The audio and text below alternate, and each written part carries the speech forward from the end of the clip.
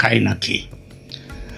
সেই গুঞ্জনটি হলো দলের ভেতরে, মানে বিএনপি, বাংলাদেশের শাসক দল বিএনপির, সেই দলের ভেতরে একজন নেতা নাকি তারেক রহমানকে ভারত বিরোধী লাইনে ঠেলে দিয়ে পরে ভারতের সমর্থন নিয়ে নিজে ক্ষমতা দখলের সুযোগ খুঁজছেন। মানে তারেক রহমানের দলের ভেতরে কোনো ক্ষমতাধর নেতা তিনি তারেক রহমানকে ভারতের কাছে খারাপ করে দিচ্ছেন, দিয়ে তারপরে ভারতের সমর্থন নিয়ে, যেমনভাবে তারেক ক্ষমতায় বসেছেন ভারতের সমর্থনে, তেমনিভাবে তিনিও ক্ষমতায় বসবেন সেই সুযোগ খুঁজছেন। এমন দাবির পক্ষে এখন পর্যন্ত কোনো শক্ত অন রেকর্ড বিশ্বাসযোগ্য প্রমাণ আমি পাইনি। সেটাই স্বাভাবিক, কারণ গোটা ছবি সামনে আসতে সময় লাগে। আপাতত যা পাওয়া যাচ্ছে তা হলো বিএনপির ভেতরে শৃঙ্খলা সংকট ও স্থানীয় পর্যায়ে ফ্যাকশনাল টানাপোড়েন, এটা পুরনো কথা। কিন্তু কেউ বা একাধিক মানুষ প্রধানমন্ত্রী হওয়ার স্বপ্ন দেখছেন বা তারেককে ভারত বিরোধিতার ফাঁদে ফেলে প্রধানমন্ত্রিত্ব থেকে হটানোর ষড়যন্ত্র চলছে, এ ধরনের নির্দিষ্ট অভিযোগ এখনো বেশি জল্পনা, কম বাস্তবতা। সেটাই স্বাভাবিক, আগেই বলেছি। আচ্ছা বলুন তো, 5ই আগস্টের আগে 3 তারিখ কিংবা 4 তারিখেও আগস্টে কেউ কি ভাবতে পেরেছিল যে শেখ হাসিনাকে এইভাবে চলে যেতে হবে ভারতে, তার সরকারের পতন ঘটবে? কেউ ভাবতে পেরেছিল? পারেনি। রাজনীতি এমনই। বিএনপির যে নেতার নাম এই প্রসঙ্গে সবচেয়ে বেশি উঠে আসছে সেই নামটি হচ্ছে সালাউদ্দিন আহমেদ, দেশের বর্তমান স্বরাষ্ট্রমন্ত্রী। আবার পার্টিরও খুব বড় পজিশনে তিনি আছেন, স্থায়ী কমিটির।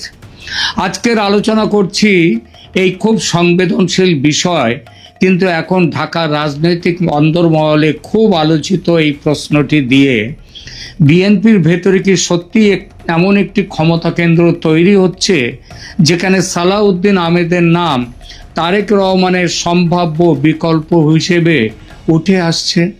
প্রশ্নটি গুরুত্বপূর্ণ, কারণ প্রকাশ্য বিশ্বাসযোগ্য রিপোর্টিং অনুযায়ী বিএনপির প্রধান কার্যত একক ক্ষমতাসীন এবং স্পষ্ট প্রধানমন্ত্রীর দাবিদার আছেন ওই একজনই, তারেক রহমান, এবং দলীয় নেতৃত্বের কেন্দ্রও তাকে ঘিরেই গড়ে উঠেছে। কিন্তু রাজনীতিতে সব সময় প্রকাশ্য ছবি আর অন্তর্গত বাস্তবতা এক জিনিস হয় না।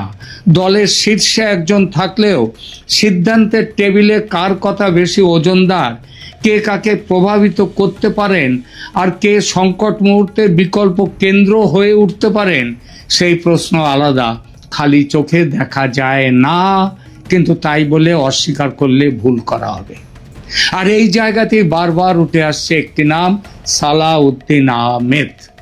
এখানে শুরুতে একটি কথা পরিষ্কার করে নেওয়া দরকার, এই ভিডিওতে আমরা কোনো অভিযোগকে বা জল্পনাকে সত্য ধরে নিচ্ছি না, আবার কোনো জল্পনাকে বা গুঞ্জনকে হালকা বা অসম্ভব বলে ফুৎকারে উড়িয়ে দিচ্ছি না। আমরা দেখব কোন তথ্য নিশ্চিত, বাতাসে কি ভাসছে, কোন অংশ রাজনৈতিক ব্যাখ্যা আর কোন জায়গা এখনো জল্পনার মধ্যে পড়ে বলছি বটে, কিন্তু গুজব নয়, বাস্তবতা সেখানেও। প্রথমে এই জল্পনার প্রেক্ষাপট নিয়ে দুটো কথা। প্রথমে বড় ছবিটা বুঝি। বিবিসি বাংলার বিশ্লেষণ বলছে, তারেক রহমান সময়ের সঙ্গে বিএনপির একক নেতা হিসেবে উঠে এসেছেন এবং নির্বাচনের যে কৌশল, সংগঠন, প্রচার সব কিছুর একেবারে কেন্দ্রবিন্দু তিনি। অন্য সমস্ত রিপোর্টেও তাকে প্রধানমন্ত্রী হওয়ার দৌড়ে একমাত্র মুখ বলে দেখিয়ে দেওয়া হয়েছিল, দ্বিতীয় কারোর নামও আসেনি, এবং দলীয়ভাবে প্রধানমন্ত্রী পদ নিয়ে দ্বিধাদ্বন্দ্ব কোনোদিন ছিল না। এমন বার্তা বিএনপির শীর্ষ নেতৃত্ব দিয়েছে সেই প্রথম থেকে। অর্থাৎ আনুষ্ঠানিক রাজনীতির মঞ্চে তারেক রহমানের বিকল্প হিসেবে কাউকে সামনে আনা হয়নি। তারেক রহমান ছিলেন স্বাভাবিক দাবিদার, একেবারে তিনি ছাড়া আর কেউ নেই, এমনটাই। মির্জা ফখরুল ইসলাম আলমগীর নিজে নির্বাচনের আগে থেকে বলেছেন তারেক রহমানই ভবিষ্যতের প্রধানমন্ত্রী। মোহাম্মদ ইউনুস লন্ডনে গিয়ে তারেক রহমানের সঙ্গেই কথা বলেছেন বিএনপির সবচেয়ে গুরুত্বপূর্ণ মুখ হিসেবে। ঢাকার মার্কিন চার্জ দ্য অ্যাফেয়ার্স তিনিও লন্ডনে গিয়ে তারেক রহমানের সঙ্গে কথা বলেছেন, কারণ দলের সবচেয়ে গুরুত্বপূর্ণ মুখ তারেক রহমান। যোগ্যতা নয়, প্রধানমন্ত্রীর যোগ্যতার বিচারে নয়, যোগ্যতার মাপকাঠিও কোনোদিন দেখা হয়নি। তাহলে তিনিই প্রধানমন্ত্রীর পদে একমাত্র দাবিদার, কারণ তিনি দলের প্রতিষ্ঠাতা জিয়াউর রহমানের পুত্র, খালেদা জিয়ার পুত্র, দলের প্রাক্তন প্রধানমন্ত্রী তিনবারের।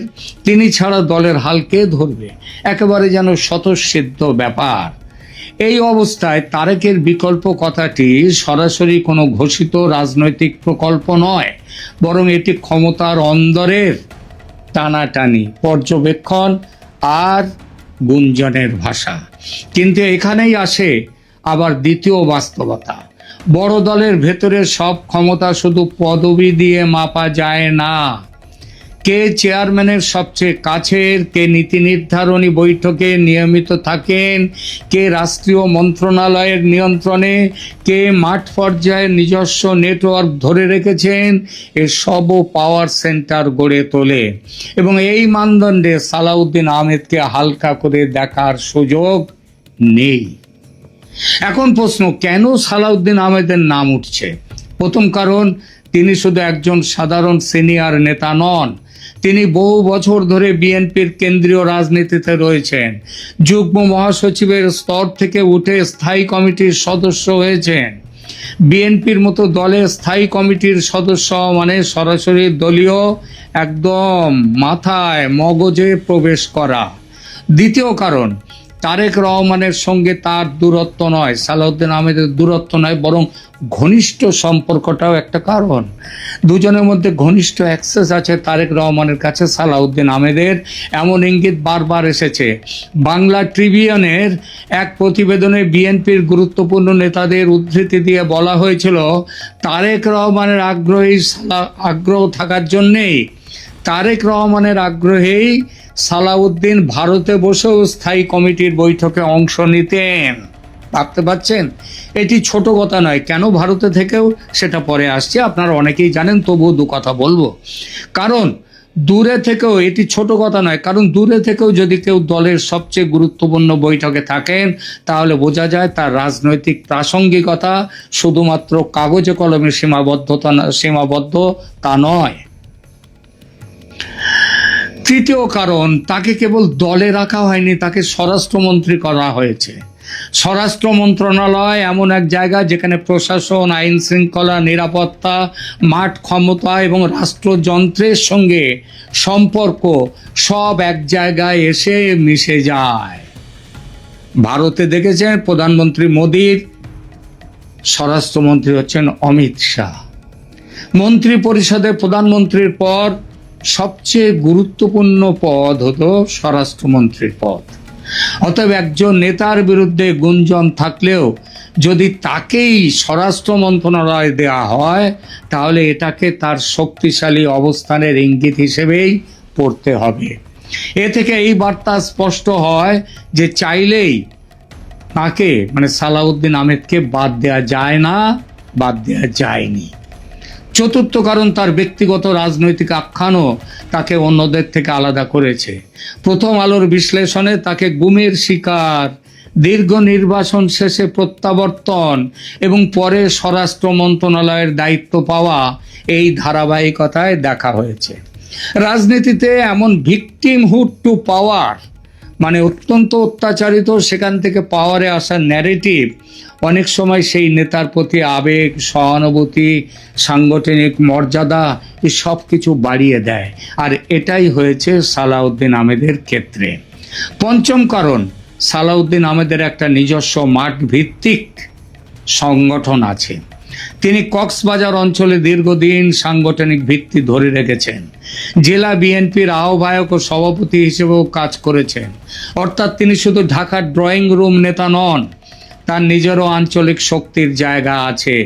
এই পাঁচটি স্তম্ভ, দলীয় পদ, তারেকের কাছে অ্যাক্সেস, রাষ্ট্রীয় দপ্তর মানে স্বরাষ্ট্র দপ্তর, সংগ্রামী প্রতীকী পুঁজি এবং আঞ্চলিক নেটওয়ার্ক সব মিলিয়ে সালাউদ্দিন আহমেদের ক্ষমতার ভিত্তি গড়ে উঠেছে। এবার আসি সবচেয়ে বিতর্কিত অংশ, যেটা আগে বলবো বলেছি পরে সেই অংশে। সেটা হচ্ছে সবচেয়ে বিতর্কিত অংশ হচ্ছে ভারত অধ্যায়। সালাউদ্দিন আহমেদ দীর্ঘ সময় ভারতে ছিলেন এবং এই দীর্ঘ ভারত অবস্থানকে ঘিরেই তার বিরুদ্ধে নানা সন্দেহ, গুঞ্জন ও অভিযোগ জমেছে। কিন্তু এখানে তত্ত্ব আর ব্যাখ্যাকে আলাদা করতে হবে। যাচাইযোগ্য তথ্য হলো, যেটা সবাই জানে, যে 2015 সালে শিলংয়ে তাকে খুঁজে পায়, ভারতের শিলংয়ে খুঁজে পাওয়ার পর ভারতে তাকে বৈধ কাগজপত্র ছাড়া প্রবেশের অভিযোগে ফরেনার্স অ্যাক্টে মামলা হয়। তিনি সালাউদ্দিন আহমেদ এই ঘটনা সম্পর্কে বলেছেন যে 2015 সালে তাকে গুম করে দেয়া হয় এবং গুম করার পর তারপরে তাকে ভারতে পৌঁছে দেওয়া হয়। কেন ভারতে পৌঁছে দেওয়া হয় সে উত্তরটা কিন্তু সালাউদ্দিন আহমেদ দেননি। সেটা নিয়েও আমরা আলোচনায় আসব। তাকে ফরেনার্স অ্যাক্টে 2018 সালে তো তিনি সেই ফরেনার্স অ্যাক্টে তার বিরুদ্ধে যে মামলা হয়েছিল সেই মামলা থেকে খালাস পান। খালাস পেলেও ভারত সরকার তার বিরুদ্ধে ওই খালাসের বিরুদ্ধে আপিল করে, ফলে তাকে সেখানে থেকে আইনি লড়াই চালাতে হয়। এইটা হচ্ছে সামনাসামনি যেটা আমরা পাচ্ছি।